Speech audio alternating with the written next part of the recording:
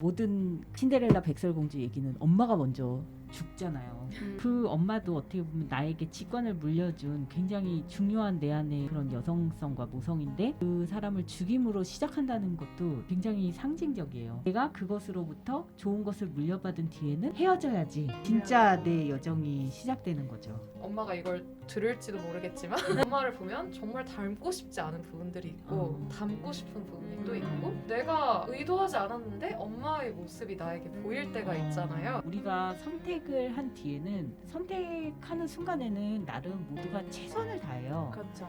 근데 그 선택이 잘못돼서 결과가 이렇게 됐다고 탓하지 말고 그 선택을 한 그 자신 순간을 좀 존중해 줄 필요가 있을 것 같아요. 너는 그때 네 삶을 사랑해서 최선의 선택을 한 거였고 근데 그러면 됐다는 생각이 들어요.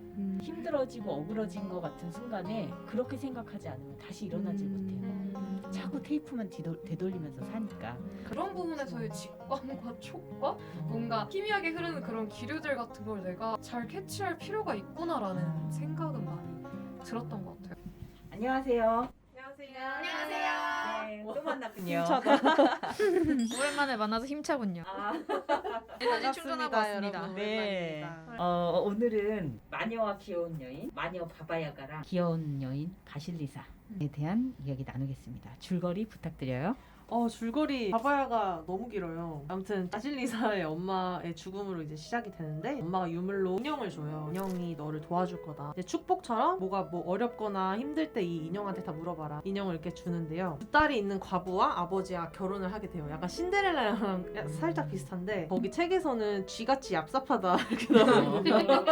약간 그런 얍삽한 두 딸과 과부와 결혼을 해서 구박을 받죠. 얘가 꼴 보기 싫었던 거예요. 쑥 마녀 바바야가한테 보내가지고 죽이자 이렇게 된 거예요. 그래서 일부러 불씨를 꺼트려서 야 불이 없다 불 좀 얻어와라 정말 이런 식으로 나쁘네요. 그러니까 귀엽다. 그 불을 얻으러 인형을 데리고 숲속으로 들어가는데 여기야? 오른쪽이야? 왼쪽이야? 막 이렇게 물어봤을 때 인형이 계속 답을 해줘요. 바바야가의 집이 되게 무서워요. 해골로 이렇게 지어져 있고 문 빗장이 손가락으로 이렇게 걸려져 있고 옛날에 헨젤과 그레텔 생각하면 과자로 돼 있잖아요. 그거에 약간 반대 버전이라고 생각하면 될 것 같아요. 그런 무서운 집을 가가지고 바바야가가 계속 일을 시키거든요. 썩은 밀, 성한 밀 가려놓기, 양귀비씨 걸음 가려놓기. 되게 어렵고 되게 고난이도의 작업을 이제 하는데 하다가 막 힘들다 이러면 이제 인형이 내가 할게 나에게 밥을 줘 이래서 밥을 이렇게 주고 그 인형이 막 다 일을 해줘요. 엄마가 죽으면서 남겨준 인형이죠. 네. 겨우겨우 그 과제를 끝내고 그 이후에 너 되게 똑똑하구나 막 이런 얘기를 하는데 그때 저희 엄마가 주신 축복 때문이에요 막 이랬는데 축복이라고? 나가 막 이러면서 우리 집은 축복이 있을 수 없어 이러면서 축복 go away. 막대기에 해골을 꽂아서 줬다고 하거든요. 그래서 거기서 불이 나와요. 걔를 이렇게 들고 집을 찾아가는데 그 되게 무서운 게 해골이 엄마랑 두 딸 있잖아요. 걔네가 하는 모습을 이렇게 가만히 보더니 그 다음날에 쟤로 만들었다 이렇게 끝나요. 되게 무서웠어요. 이렇게 가만히 보고 있다가 못된 것 같으니까 죽인 건가? 막 이런 생각이 들었는데 바실리사는 그 해골을 무사히 집으로 들고 귀가를 하게 되고 나쁜 두 딸과 엄마는 쟤로 변해서 죽는 그렇게 마무리가 이야기가 됩니다. 우리 여기서의 또 의미 찾는 그 과제를 또 수행해 보겠습니다. 인형. 사전적 의미로는 사람이나 동물 모양으로 만든 장난감. 이 책에서는 작은 생명의 상징으로 인간 안에 깃든 신령한 존재를 나타낸다고 해요. 인형이라는 게 장난감이기도 하지만 뭐 저주에 쓰이기도 하고 사랑의 마법 이런 데 쓰이기도 하잖아요. 의식이나. 그래서 엄마가 만들어서 딸에게 물려준 인형이니까 엄마의 직관에 대한 그런 믿음, 딸에게 물려준 그런 직관에 대한 믿음이 그 인형에 깃들어 있다라고 볼 수 있을 것 같습니다. 집, 우리가 먹고 자고 쉬는 공간, 추위, 더위, 바람 이런 걸로부터 우리를 보호할 수 있도록 지은 건물. 책에서는 의식적, 무의식적으로 거주하는 심리적 공간이라고 나와 있어요. 집에 가면은 어쨌든 편안하고 탁 뭔가 긴장이 놓이는 느낌이잖아요. 그래서 나로서 온전하게 평안하게 존재할 수 있는 심리적인 공간이라는 느낌이 들었어요. 다음 해골은 사전적 의미는 죽은 사람의 살이 썩고 남은 앙상한 뼈, 또 살이 전부 썩은 죽은 사람의 머리뼈 이런 걸 뜻하는 게 이제 해골이고 뭐 비유적으로는 생각하는 머리를 속되게 이르는 말이라고 하기도 해요. 뭐 몹시 야위어서 이렇게 살이 빠진 사람을 비유적으로 말할 때도 해골이라고 하고 이번에 해골도 이제 성경에도 쓰이는 표현들이 있더라고요. 이제 에스겔서에는 그런 부활, 이스라엘의 그런 부활을 이야기할 때 이 용어를 썼다고 하고 또 신약에서는 그 골고다를 얘기할 때 해골의 곳 이렇게 표현했다고 하더라고요. 그래서 해골이 이제 성경에서는 그런 죽음, 부활 이런 거를 표현할 때 이 해골이라는 표현을 썼던 것 같아요. 여기서도 마찬가지로 마지막에 그 해골이 많은 그렇죠. 일들을 처리하는 해골이 그냥 되게 어두침침한 이미지만 어. 생각을 했는데 그 마지막에 어떤 정의를 행하는 그런 도구로 나오는 거 보면 부정적인 의미만 있는 것 같진 않다는 생각을 했어요. 그림자는 이제 사전적 정의로는 물체가 빛을 가려서 그 물체의 뒷면에 드리워지는 검은 그늘이라고 하고요. 인간의 어두운 면이나 뭐 우리 자신이 용납하기 어려운 특질과 감정, 그리고 뭐 억압된 약점, 부족한 점, 본능으로 구성된 무의식적 마음의 한 부분을 어떻게 보면 그림자라고 한다고도 해요. 여기서는 계모와 언니들인데 그 사람들이 멀리서 나를 괴롭히는 게 아니라 사실 내 안에 있는 그 어떤 그런 어두운 시기하고 괴롭히고 잘 되는 꼴을 못 보는 이런 게 나를 과하게 압박하는구나를 알아차렸기 때문에 그 사람들을 어떻게 보면 지혜로 이긴 다음에 해골이 소멸시켜주는데 그렇다고 영원히 없어지는 게 아니라 또 그림자는 뭐 어느 빛이 들어와도 그렇죠. 계속 생기고 함께하는 거니까. 근데 계모와 언니들만 죽이는 게 아니라 모든 신데렐라 백설공주 얘기는 엄마가 먼저 죽잖아요. 근데 그 엄마도 어떻게 보면 나에게 직관을 물려준 굉장히 중요한 내 안의 그런 여성성과 모성인데 그 사람을 죽임으로 시작한다는 것도 굉장히 상징적이에요. 너무나 나에게 중요하고 근간이 되는 거지만 내가 그것으로부터 좋은 것을 물려받은 뒤에는 헤어져야지 진짜 내 여정이 시작되는 거죠. 그래서 첫 번째 질문을 나와 어머니와의 거리는 어떤지, 진짜 엄마, 나랑 어머니와 거리는 적절한지, 적절한 이 거리를 유지하기 위해서 나는 어떤 노력을 하는지, 나는 혹은 마마거리라서 엄마랑은 도저히 이렇게 떨어지지 않는지, 아니면 이미 너무 멀리 그분은 너무 먼 곳에 있는지, 그런 얘기를 잠깐 나눠보겠습니다. 저 같은 경우에는 좀 그러니까 어떤 때 보면 멀은 것 같기도 하고 어떤 때 보면 좀 좁은 것 같기도 해요. 그러니까 저 어떤 저만의 그런 바운더리가 있는데 어떨 때는 엄마가 그걸 약간 침투하기도 하고 제가 이제 그런 게 좀 싫어서 어머니를 좀 멀리 할 때도 있고 약간 그런 것 같아요. 그래서 이제 같이 살기 때문에 뭐 같이 안 살면 부딪히는 게 더 적을 텐데 같이 살기 때문에 그런 부분에 있어서 제가 말을 안 하면 엄마는 또 답답할 수도 있잖아요. 그래서 그런 부분에서 의견을 좀 좁히기 위해서 어머니한테 이제 좀 저의 생각이나 내가 이런 생각과 이런 마음을 가지고 살아가고 있다. 약간 이런 거를 좀 얘기를 할 때가 있고 그럼 반면에 이제 어머니께서 저한테 저의 손에 들어오는 거는 제가 이거를 어떻게 좀 거리를 두기에는 좀 그렇더라고요. 뭔가 어머니의 마음도 어떻게 보면 알기 때문에 그래서 독립이 가장 빠른 길이 아닐까. 아무래도 성인이다 보니까 네. 뭐 그러다 보면 더 애틋한 마음이 생기지 않을까. 오히려 네. 떨어져 살면 네. 최대한 멀리 그리고 가까운 보고.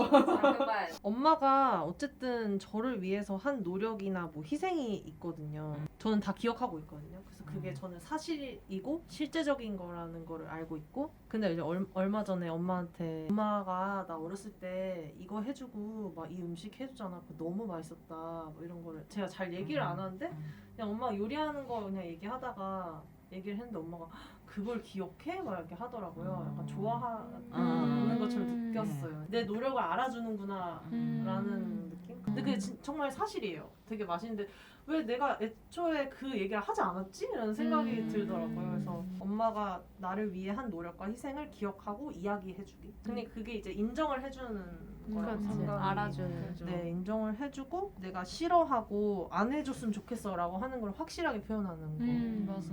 그 두 개를 요즘에 하는데 이게 화를 내는 게 아니라 화를 내는 거랑은 다른 것 같고 엄마 나는 이거는 뭐 섭섭해 아니면 맞아, 맞아. 뭐 엄마 나 이거는 난 싫어 이렇게 얘기하는 게 왜 이렇게 안 듣는지 모르겠어요 제가. 근데 그걸 이제 그냥 하니까 엄마도 생각보다 그냥 알겠어 그냥 이렇게 되게 잘 받아주셔가지고 뭔가 요즘에는 거리가 너무 멀지도 않고 너무 가까워서 막 불편한 것도 없고 그냥 되게 딱 좋은 것 같아요. 더 독립을 부추겼나 내가 엄청 편안해 보여. 되게 여유 있어 맞아, 보여. 맞아. 독립을 해야 되나 봐. 맞아요. 어쨌든 독립이라는 것도 물리적으로 확실하게 거리를 두는 거리가 있는 방법이니까. 영향이 영향이 엄청 커서 있을 거라고 봐야죠. 빈빈님이 얘기하는 거 들으면서 생각이 난 건데 음. 최근에 떡을 사왔는데 가래떡, 절편 뭐 이런 거였어요. 근데 제가 너무 배불러서 아 난 안 먹을래 이랬는데 엄마가 뭐 너 이런 떡 싫어해? 이렇게 물어보시더라고요. 근데 사실 떡은 진짜 가래떡, 절편 이런 거 엄청 좋아해요. 약간 무맛? 그냥 씹는 질감? 근데 한사물 맛. 식감, 그 식감이 좋은 거지 사실. 쌀맛. 근데 그게 엄마 취향을 그대로 빼다 박은 거거든요. 그러니까 가만 보면 엄마가 이걸 들을지도 모르겠지만 엄마를 보면 정말 닮고 싶지 않은 부분들이 있고 닮고 싶은 부분이 또 있고 내가 의도하지 않았는데 엄마의 모습이 나에게 보일 때가 있잖아요. 그때 제가 엄마한테 아니 나 떡 취향은 엄마 빼다 박아가지고 절편 가래떡 완전 좋아해 이러니까 되게 좋아하시더라고요. 막 웃으시면서 뭔가 이게 두 가지인데 하나는 그 말 자체가 뭔가 내가 엄마랑 가깝다는 걸 증명하는 거기도 하고 내가 엄마 취향을 또 안다는 얘기도 되잖아요.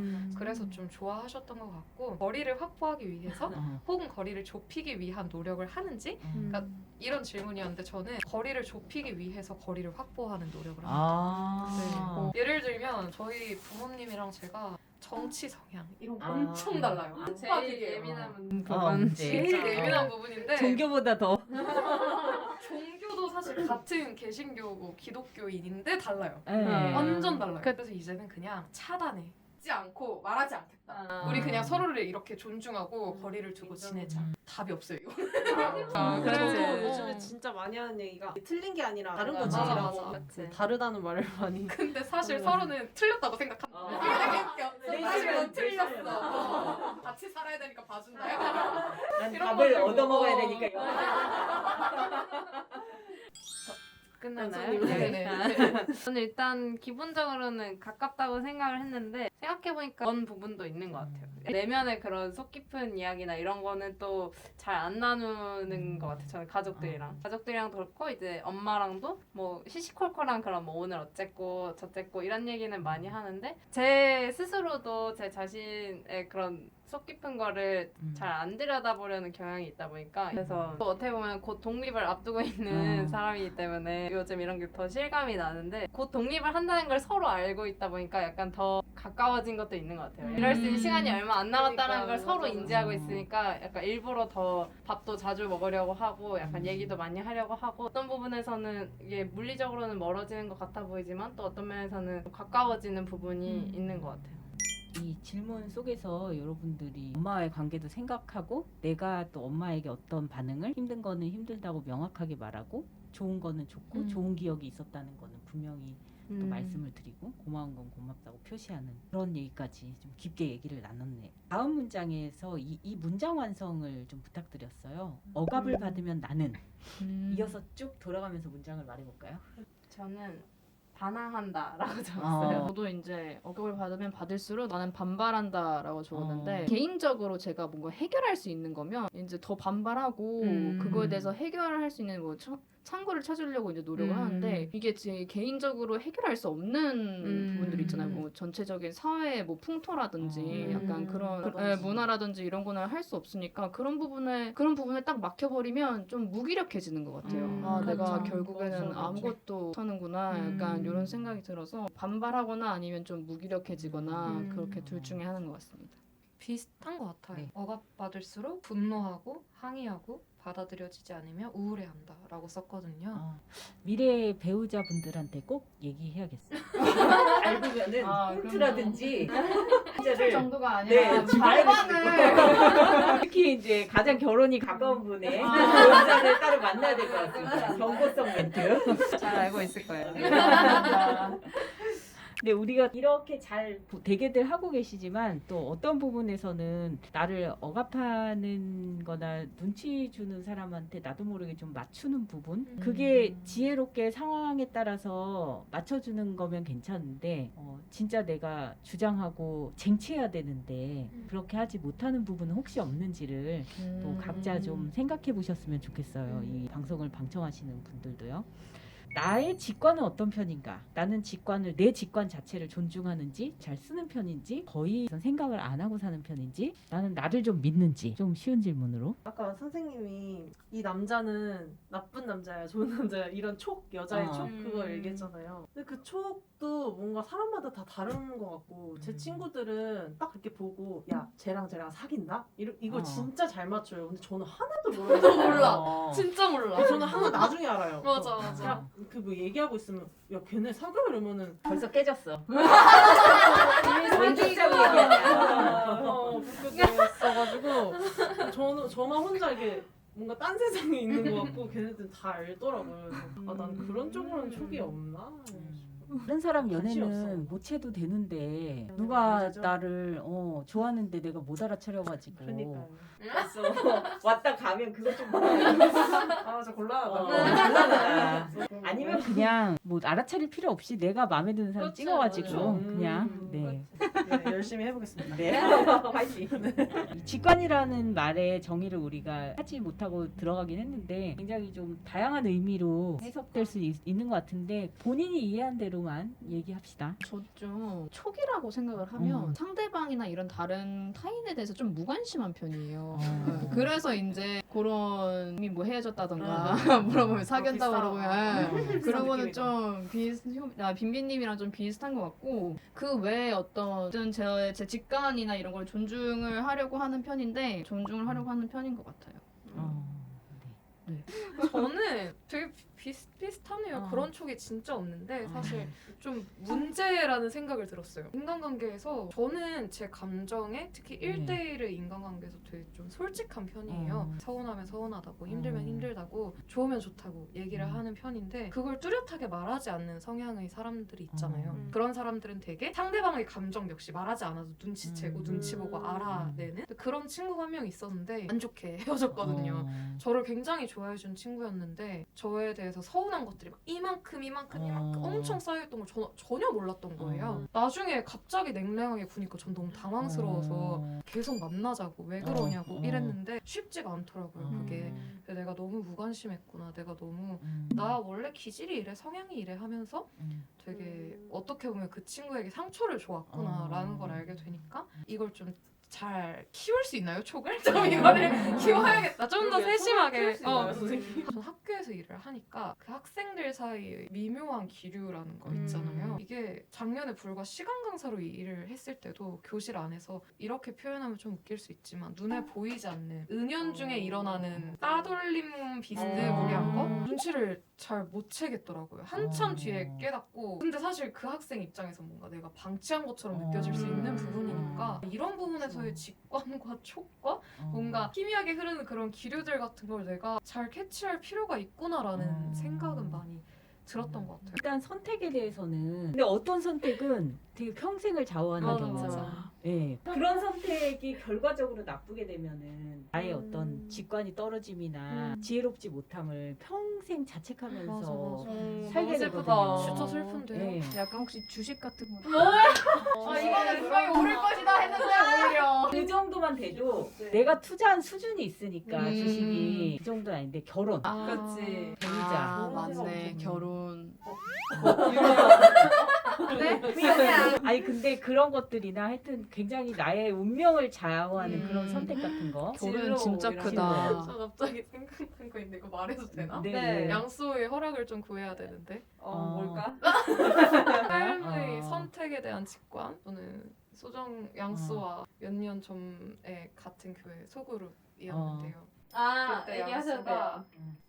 몇 살이었죠? 그게 2년 전이었나요? 그때가 19년 9년에 남자친구도 애인도 아무것도 없는 상태였거든요. 근데 이 친구가 계속 나는 올해 내로 애인을 만들고 남자친구를 만들고 2년 동안 연애를 해서 2년 뒤 봄에 결혼식을 올릴 예정이야. 이래서 제가 엄청 놀렸어요. 핸드폰 캘린더 켜가지고 이날 나 너 결혼식 미리 넣어두면 되는 거야? 이러고 엄청 놀렸거든요. 근데 진짜로 그 해가 가기 전에 남자친구가 생겼고 2년 동안 연애를 하고 올해 봄에 결혼을 한다는 말을 우와 듣고 그거 뭡니까 그 직관은? 진짜 대박이죠. 그래서 저는 약간 괜찮은 사람이구나라는 생각을 괜찮은 직관 여기 증인이에요, 증인. 약간 예언 아니야 아닙니까 이거. 그럼 지금 지금 날짜를 물어봐야겠네요, 진짜. 약속이. 저는 그럼 안 돼요. 고민 내야지.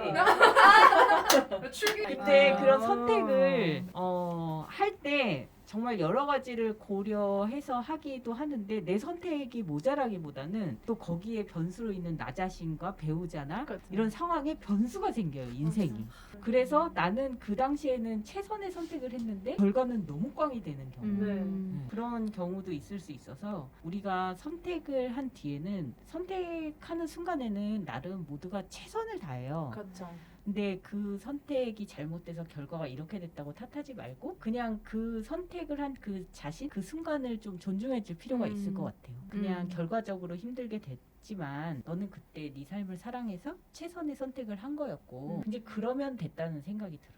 그래서 힘들어지고 억울해진 것 같은 순간에 그렇게 생각하지 않으면 다시 일어나질 못해요. 자꾸 테이프만 되돌리면서 사니까. 근데 오히려 이렇게 이제 내쫓김을 당한 뒤에 뭐 광명이 찾아오잖아요. 근데 오히려 내쫓기지 않았으면 평생 쫓기면서 살 수도 있었기 때문에 여러분들이 내 선택이 인생을 망쳤다. 뭐 엄마의 선택이 내 인생을 망치겠다. 뭐 이런 것들에 대해서는 뭐 엄마의 선택은 좀 다른 영역이긴 하지만 내가 이제 주어진 환경이나 내가 선택한 것들로 인해서 예상치 못한 좋은 결과가 올 수도 있고 너무 힘든 결과가 왔어도 그냥 그 선택한 내 자신이 그 순간에 얼마나 진지하게 고민을 했고 행복하고 싶었는가 거기까지만 생각하고 다음 걸음을 가야 된다는 생각이 들어요.